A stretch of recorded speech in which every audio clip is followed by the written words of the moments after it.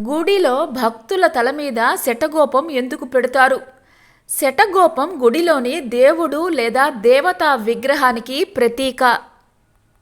గుడికి వెళ్ళిన ప్రతి భక్తునికి ఆలయంలో ఉండే దేవతా విగ్రహాలను తాకే వీలుండదు. అందుకే ఆలయ పూజారి భక్తులకు తీర్థ ప్రసాదాలు ఇచ్చిన తరువాత శటారిని తీసుకొని వచ్చి భక్తుల తలపై పెట్టి ఆశీర్వచనం ఇస్తాడు. ఆలయ పూజారి శటారిని తీసుకుని వచ్చి భక్తుల తలపై పెట్టడం వల్ల వారిలో ఉండే చెడు ఆలోచనలు, ద్రోహ బుద్ధులు నశిస్తాయి. శటగోపం అత్యంత గోప్యమైనది కాబట్టి అది పెట్టే పూజారికి కూడా వినిపించకుండా కోరికను తలుచుకోవాలి అంటారు పండితులు.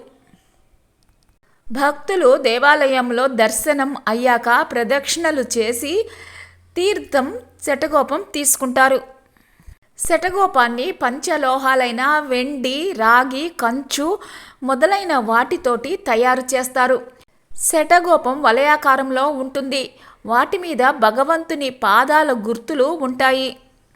శటగోపాన్ని తలపై పెట్టినప్పుడు పాదాలు మన తలను తాకుతాయి. అంటే మనం మన కోరికలను శటగోపం పెట్టినప్పుడు తలుచుకుంటే భగవంతుడి పాదాల వద్ద మన కోరికలను విన్నవించుకున్నట్లే. శటత్వం అంటే మూర్ఖత్వం, గోపం అంటే దాచిపెట్టడం. అంటే భగవంతుడు మనిషిలో గోప్యంగా ఉన్న మూర్ఖత్వాన్ని, అహంకారాన్ని తొలగించి జ్ఞానిగా చేస్తాడు. నేను, నాది అనే భ్రమను శటగోపం తొలగిస్తుంది. శటగోపం తల మీద పెట్టించుకోవడం వల్ల ఆధ్యాత్మికంగా మాత్రమే కాకుండా సైన్స్ పరంగా కూడా ఎన్నో ఫలితాలు కలుగుతాయి.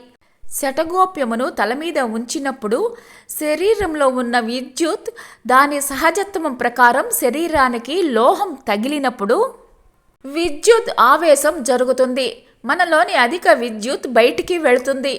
తద్వారా శరీరంలో ఆందోళన, ఆవేశము తగ్గుతాయి. శటగోప్యమును శడగోప్యం, శటారి అని కూడా అంటారు.